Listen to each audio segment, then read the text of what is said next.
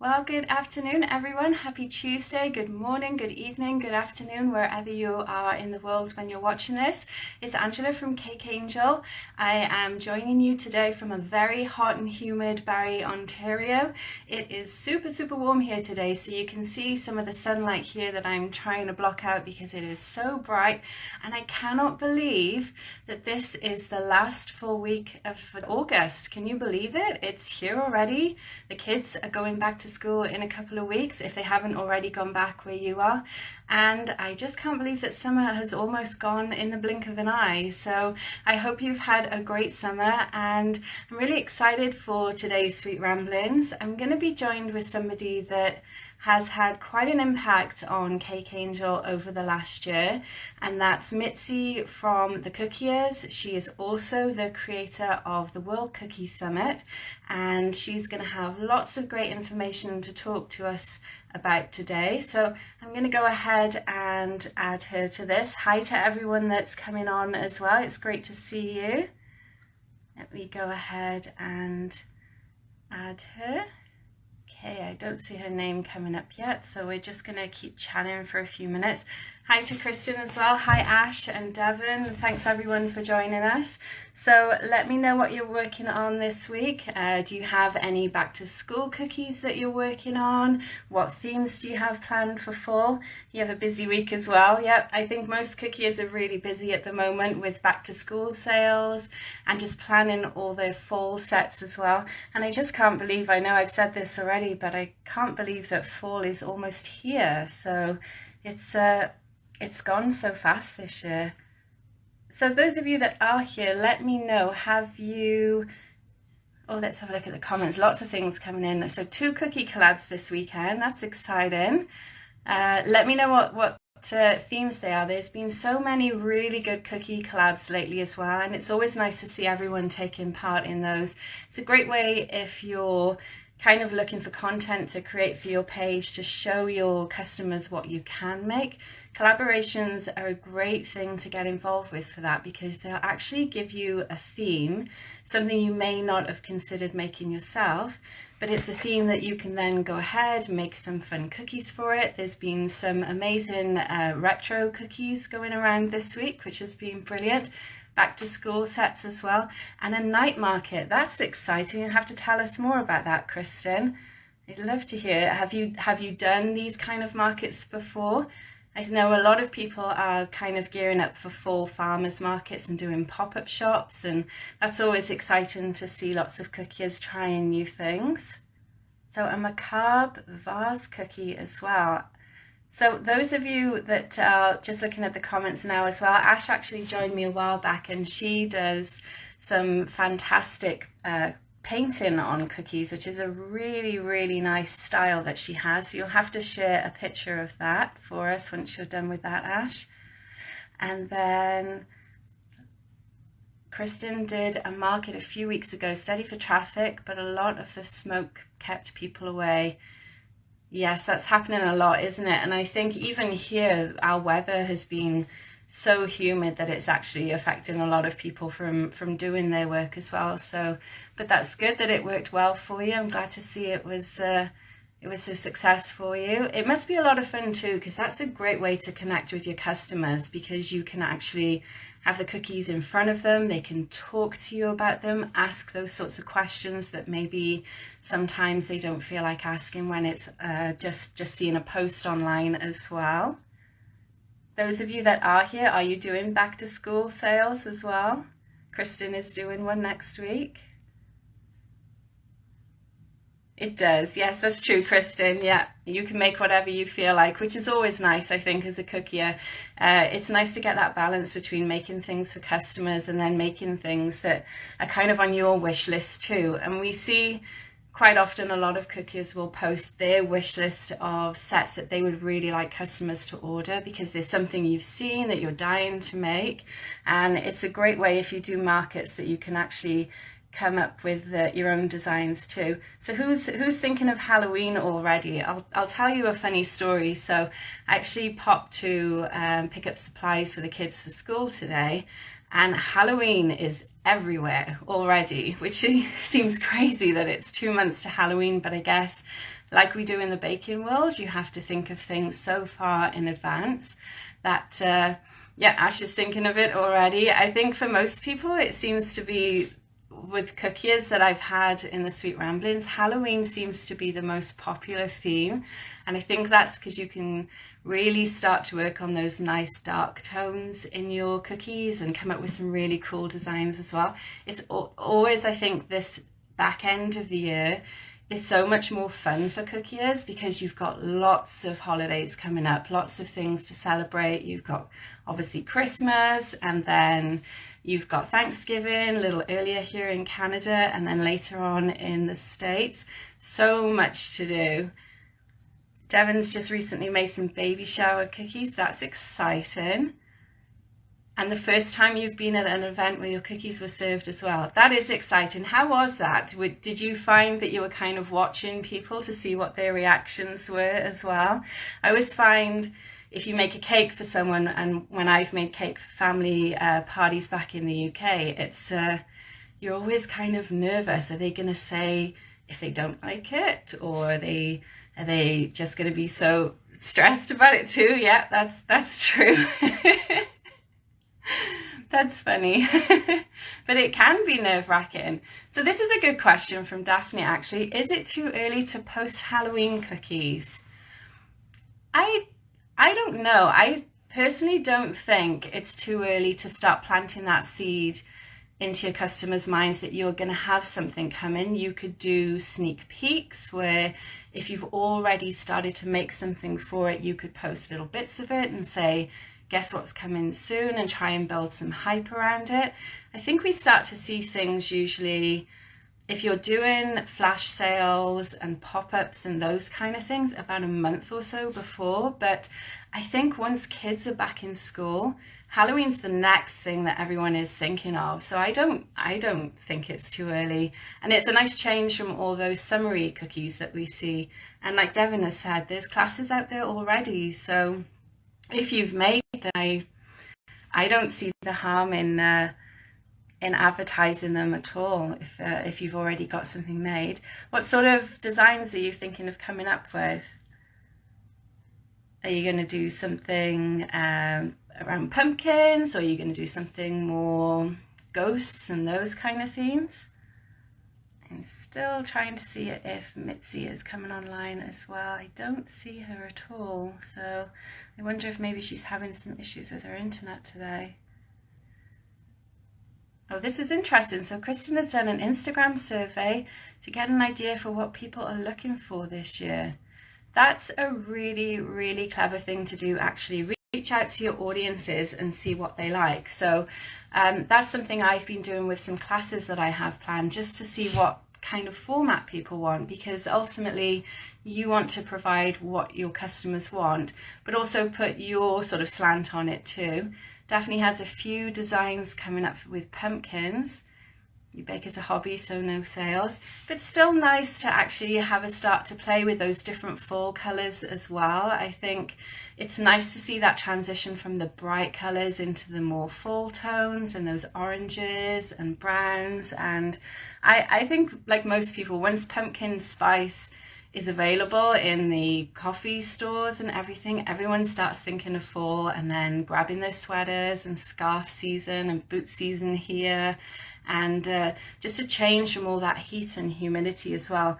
I always think then, though, that it just means that snow is coming. So I'm always kind of still trying to cling on to summer a little bit so that we don't have the thought of all that snow coming our way shortly afterwards. I still don't see any sign of Mitzi yet. So Mitzi, if you are here, send me a request to join. I can't actually see you on the list, so it won't let me add you.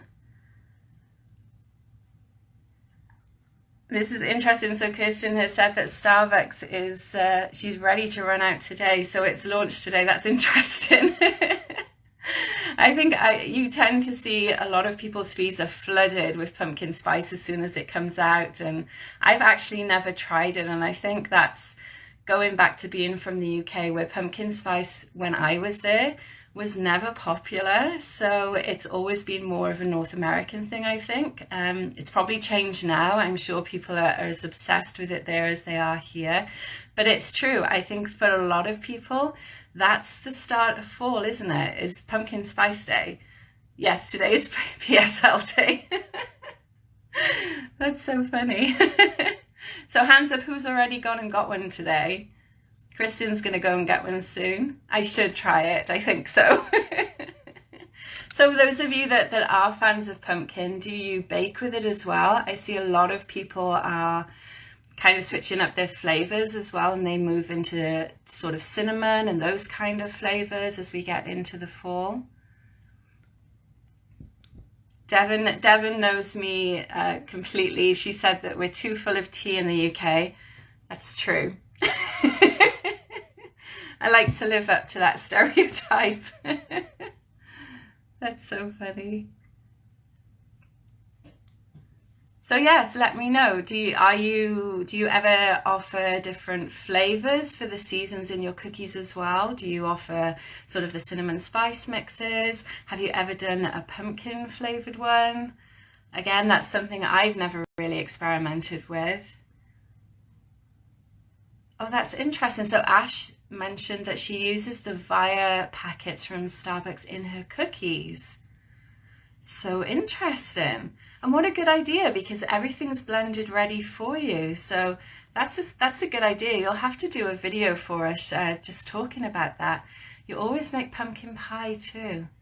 I've never actually, again, tried pumpkin pie. We've lived here for almost 12 years and I've yet to try it. So maybe this will be the year and I'll have to do a live and show you guys my reaction to it. I know my kids have tried it in school, but we've never gone down the pumpkin route too much. We always go and pick pumpkins, and this year we're actually trying to grow them for the first time as well, which is fun. They're about, I guess, sort of this big at the moment, and we're interested to see they're starting to turn a little bit orange, so maybe we'll get good enough pumpkins that we can carve for Halloween this year. Pumpkin everything. That's really good. I love that people fully embrace fall. So do you guys all decorate for fall as well? Do you go all out and put hay bales everywhere?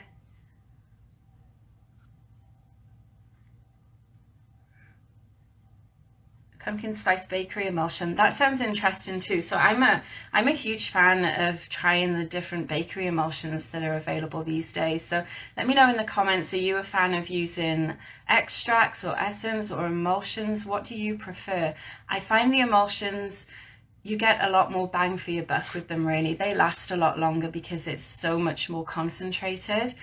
There's a few that I really like to use. So I like a lemon one, which I find it's just a really nice, strong flavor. Loran's brand is amazing for all their range of emulsions as well.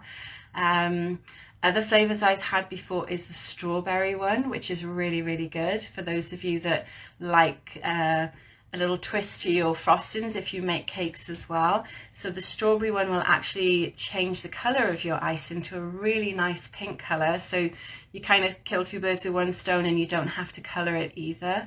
And then there's the princess one, which is quite a nice mixture one. I think that one's quite nice, but I'm a traditional vanilla bean fan in my cookies. I think that's my most favorite flavor in my cookies as well. Daphne just decorates for Halloween, and Devon has a fall wreath. Christmas is my jam. And it's going to be here soon, isn't it? I actually was asking in the stores today, when will the Christmas things start to come out? Because it seems like once the summer is over, we start to see a little bit of fall stuff, some Halloween, but Christmas is a really big one then. And cookies tend to plan so far in advance for Christmas, especially with the advent calendars that I see a lot of cookies making as well. Have any of you ever tried doing the cookie advent calendars? They seem very popular again this year. I've seen a lot of people advertising them already, and a lot of people are selling out already as well, which is amazing. We have more people that decorate for Halloween and go nuts at Christmas. The butter vanilla emulsion in royal icing. That's interesting. I haven't tried that one actually. I've used vanilla bean paste in my royal icing. I've tried the strawberry one as well. And I guess I keep it quite traditional really, but I don't bake for customers. I just bake for us. So I guess I probably don't experiment as much as I would if we had customers. Strawberry lemonade sounds good though. I mean, that's one of my favorite things to drink in the summer. So I imagine that strawberry lemonade cookies would be really, really good with freeze-dried strawberry bits. Yes, absolutely. Freeze-dried fruit is amazing in cookies, and it's great for colour and in your frostings as well. And it's again, you can use such a small amount of it to get a huge impact in the flavouring of your cookies. So talking of Christmas, how soon do you all start, if you sell cookies, how soon do you start planning your sets for Christmas? Is that something that you start to do as soon as summer is over, to gather all your boxes and things? And what kind of things are you thinking of doing this year for your Christmas sets? Do you have ideas yet? I have a few more flavour suggestions. I should write all of these down. This is it's really always really interesting to see the different flavours that people experiment with. So we have lemon icing, which sounds really, really good. Raspberry lemonade as well. That sounds very, very good. Another one of my favourites is a strawberry and white chocolate, a white vegan chocolate that I use, and that's really nice, very different. Already looking for ideas for Christmas and people planning quite far in advance. So if you had to choose, which would be your favourite season to decorate for, do you think? Is it Halloween? Is it Christmas? And as I said earlier, a lot of the cookies that I've spoken to over the last couple of months have more or less said Halloween, but I think maybe I think I would probably choose Christmas if I had to choose one.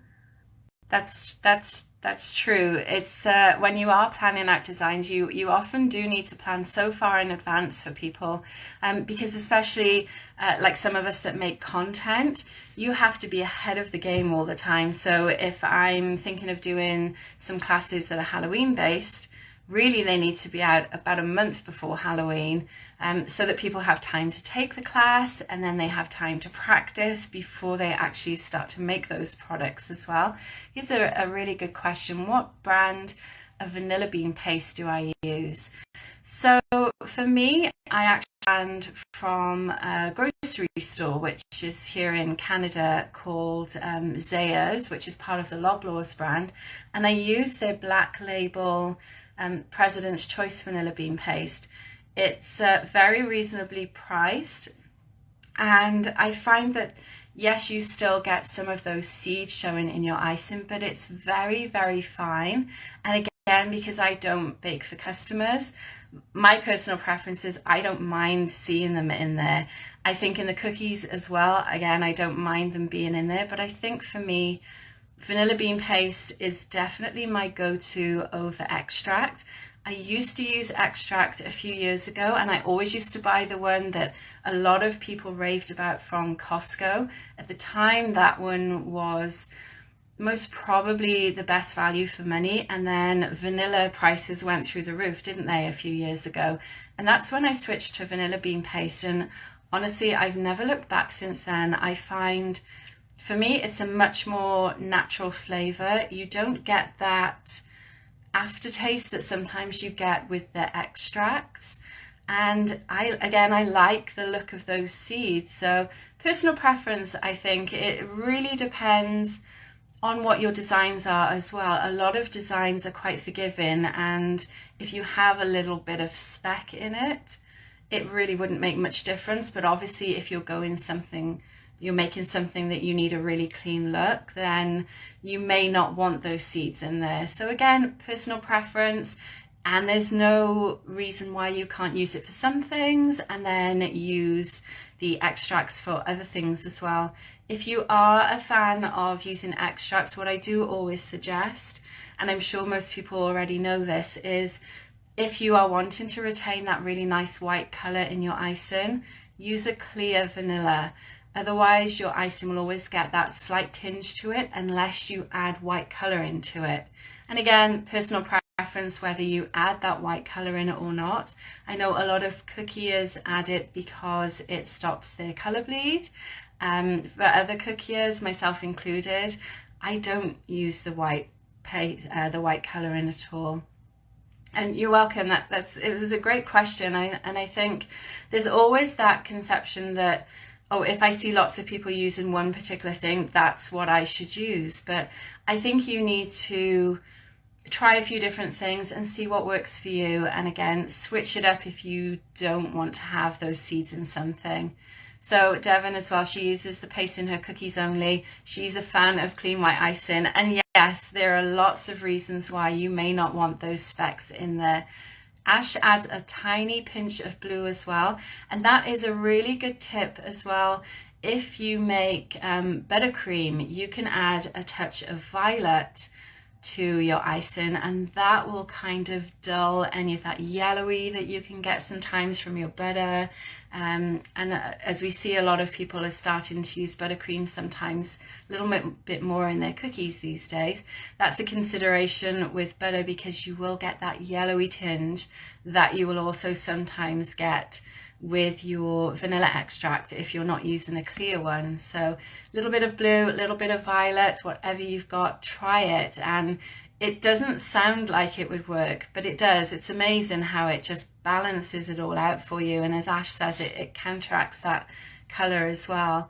So I think we're going to give Mitzi one last try. I don't think she's here because she hasn't actually left a comment, and I can't see her to add her either, so I'm assuming unfortunately she's not able to join us, but we can still chat for a while. If anyone on here would like to come on live and say hi, you can send a request as well, and I'll add you on so you can come on and show us what you're working on today. And let's talk about the color wheel. So Ash has just brought this up as well, the magic of the color wheel. And a few weeks ago I shared a video that shows you how you can make a variety of colors just from going back to basics and starting with your primary colors. So I'm curious to know, has anyone ever tried the one bowl mixing method? And I'm going to give you guys a little second to think over and see if you first of all know what that is. If you haven't heard of it, let me know. If you have, type in the comments so that everyone else can see as well. It's an awesome way to mix colors, and it will also make sure, if you do it in the right order, that everything stays nice and cohesive. So a few people have tried it, and essentially what it is you start with your lightest color, and then you work your way through the color spectrum until you get to your darker ones. And what I love about it is, if you're, for example, making autumn, fall colors, then by using some of an existing color in your bowl, it will actually just kind of make everything a little bit more cohesive. So I shall make a video for that next time I'm mixing icing, especially if you've never done that before, because one, it's great in that you're not having all those bowls to wash up afterwards, because as we know, cookie decorating creates a lot of dishes to wash.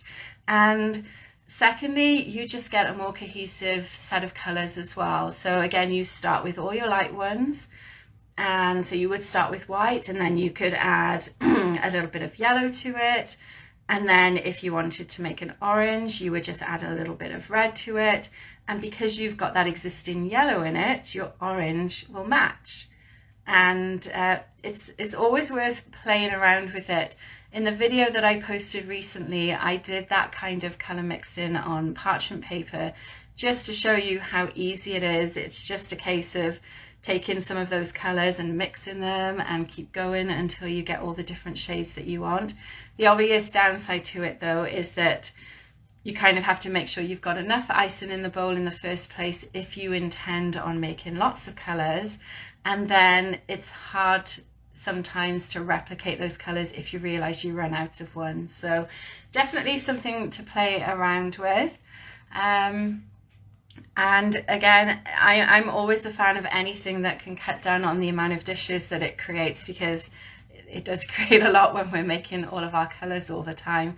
So let's talk about some things that we've got going on for Cake Angel coming up. So this week has been, it's only Tuesday and it's been a busy week for us already. So yesterday I hosted a call for the cookiers, which is one of the groups that Mitzi has on Facebook, and that was really good fun. So we talked about how to teach cookie classes. So lots and lots of people probably know that I have taught classes in the past. Yes, we will come back to that question for sure on colour bleeding. So lots of people know that I've taught classes in the past, and that's actually sort of my main passion really with the cookie world and baking, is to teach people so that they can learn new skills and just kind of propel their businesses more. So yesterday I hosted that class talking about my basic tips for cookie classes. Let me know in the comments if that's something that you've ever done or you're considering doing. I think over the last year, a lot of bakers now have either taken classes virtually just because that option became available, and a lot of people didn't used to teach online before, and also now things are starting to get back to some sort of normality in places.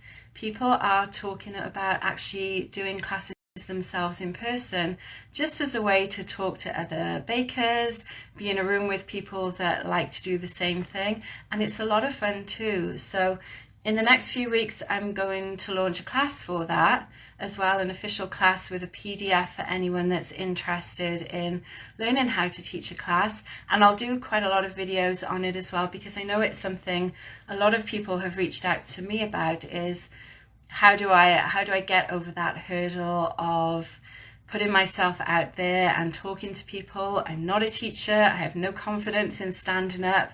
But honestly, if it's something that you're passionate about, then teaching it becomes natural. And it's the same as doing these kind of calls, really. When you do it with people that are in the same industry as you and have those same interests, it's almost just like you're talking to friends. So very quickly you'll get over that anxiety. But I always recommend that people try it, because ultimately you are the expert in what you're teaching. They've come to see you, to learn from you as well, and you'll have a lot of fun in the process too. It is by far, I think, the most fun that you can have is teaching people and just kind of being there when they realize, oh, this is how I should hold my icing bag, or this is how I need to hold my cookie and turn my wrist when I'm trying to make a certain design. So lots of good comments on this.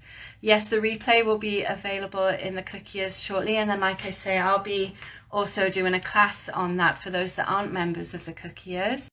There are lots and lots of amazing classes available all the time. Lucy Bakes actually did a call with me a couple of weeks ago, and she has some amazing classes available, all the way from 3D printing to painting, all sorts of different designs. And I know that she's recently just launched some new ones as well. So let's go back to colour bleed. I think this is a nemesis for a lot of cookiers. We've had some questions now just coming in about it. So we have someone that suffers from it all the time. Daphne has finally figured out what works for her. So one thing that I've noticed that a lot of cookiers talk about is actually, as I mentioned before, adding the white colour into their icing. And for a lot of cookies, that seems to stop colour bleed. I myself have never really had an issue with colour bleed, and I don't really know why, because I don't think I do anything that different. I make my icing with meringue powder, unless it's my vegan icing, and then it's just the aquafaba and icing sugar that I use. I've never added white colour into it. And I guess one thing that I do is actually, I always make sure that I pop my cookies on kitchen paper to make sure that any grease from that kind of soaks into the paper before I ice my cookies. And there is some thought out there that that can the actual greases in your cookies can contribute to colour bleed, because you've just got that extra moisture from your cookie and the oils kind of leaching into your colours as well. Something else that it can be is if you're icing your cookie with lots of different colours and you're either icing one colour next to the other after it's already kind of half set, then the moisture from your fresh icing will leach into the drier icing. When I'm doing any flooding and I know that I'm going to do another colour right next to it, I will either do it straight away or I will wait until the next day to do that second colour. And maybe that's why I've never had the colour bleed issue. I think also a lot of it can be to do with how saturated your colours are. So if you're adding a lot of food colouring to your icing, that can cause more colour bleed as well. So let's see, Devon has never had colour bleed, but she's always added white icing. And again, that's something a lot of cookies do. And she has a theory to allow the colour to fully absorb, which can help reduce colour bleed. And yes, I've seen a lot of cookiers talk about that as well. Also, the type of colouring that you use can be a contributor. So there's lots of different options available. You can use gel powders, you can use liquid, you can use powdered colours. Again, I've never really had an issue with it, and I've used all those different kind of colours, but it could be simply that you're adding too much colour at one time, especially if you're trying to make really deep colours like maroons, reds, blacks. For some of them, it is more beneficial if you let them sit to develop over time rather than adding lots of colouring in one go. For others, I don't know, it's hard to say what works when I've never really had that problem. But what I would always suggest is have a look at the moisture that's in your icing when you're using it. So again, if you're going to pipe next to something that is only partially dry, I would say that you've probably got a higher likelihood of colour bleed happening, because naturally it's going to take that moisture from somewhere and it's going to leach into it. Another thing sometimes people have issues with colour bleed is when they finish their cookie and the cookie is drying and there's a lot of humidity in your kitchen. Now sometimes that can be an issue. Ways you can combat that is to use a dehydrator. You could use a fan as well to just help your cookies dry quicker. Or you could even pop them in the oven. Let me know in the comments if any of you do any of those steps to dry your cookies. And that can be a way to stop the colour bleed as well. So let me know if any of that helps at all. Daphne's going to share her secrets as well, so that's good. Thank you for doing that, Daphne. That's really helpful. And if you have any other questions as well, I don't think Mitzi's going to join us today, unfortunately, so we'll have to see if we can get her on another time to do that, which is fine.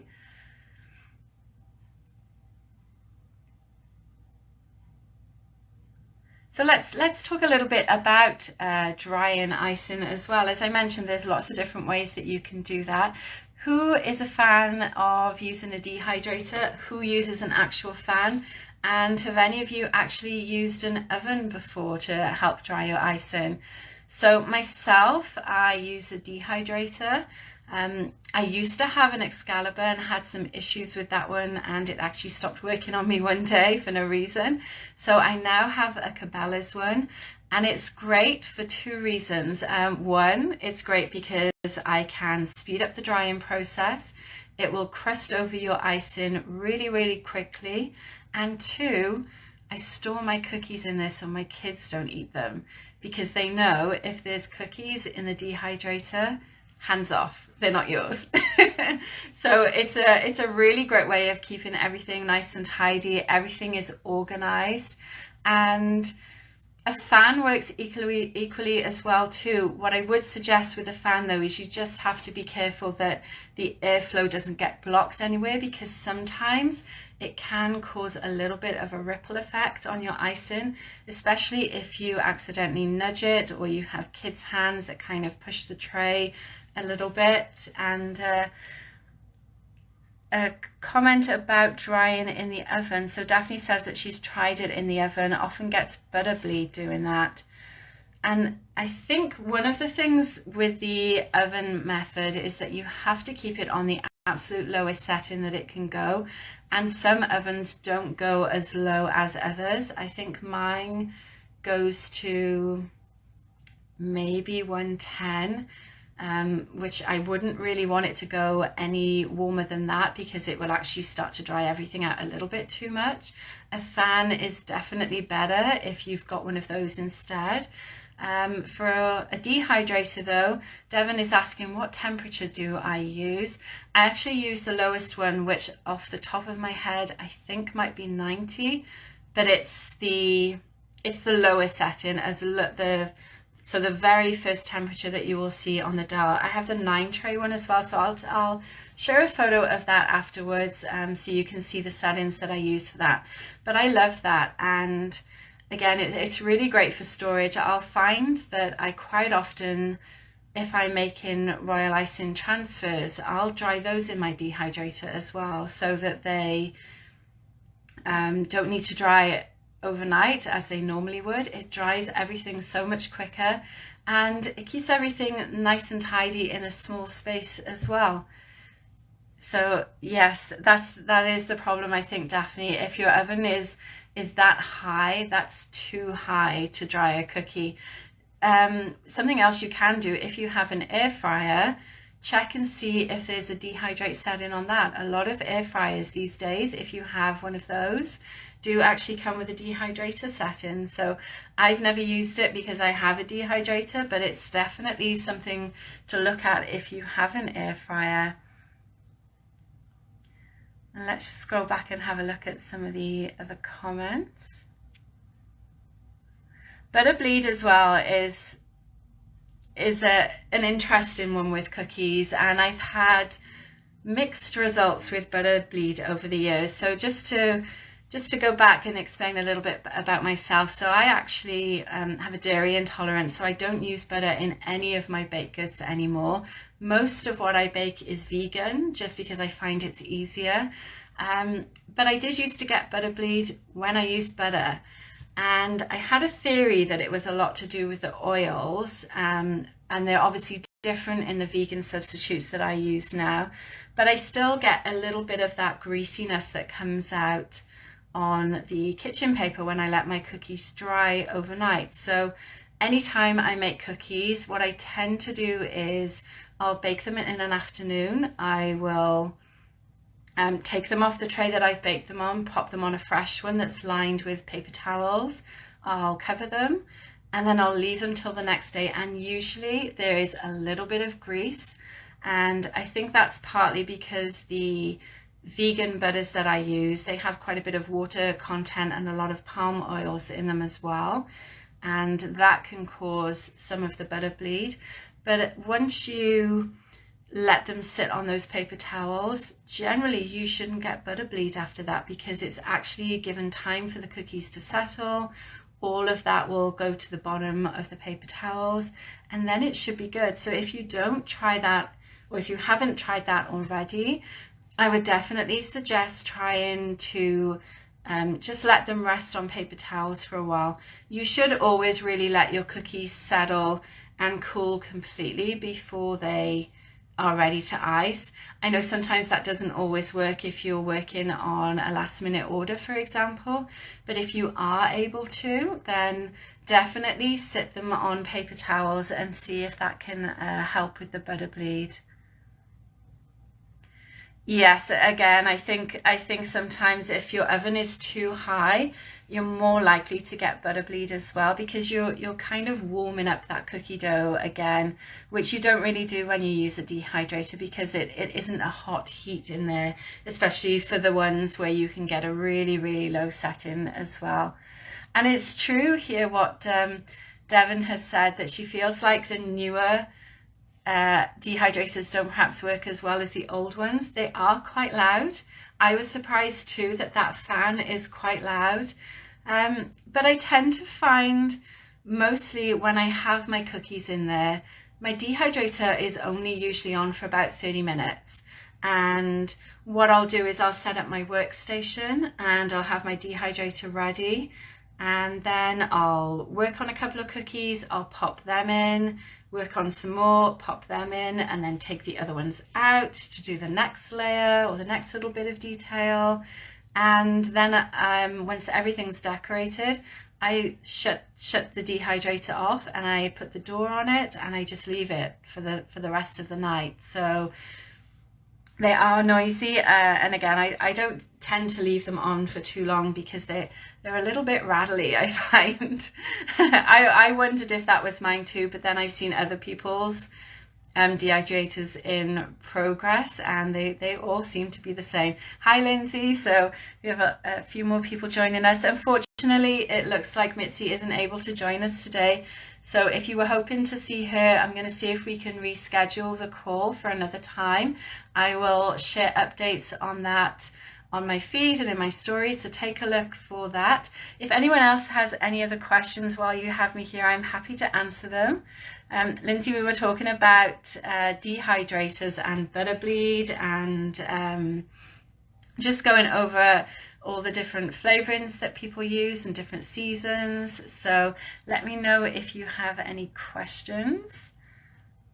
Next week, I'm going to be joined by another cooker again. So Libby from Trilogy Bakehouse is going to join me, and I'll tell you a really funny story about Libby. So we've actually got to know each other through the World Cookie Summit and the Cookie Years, and it actually turns out that she is from a town that is about 30 or maybe not even 30 minutes, about 20 minutes from the town that I'm from originally in Wales.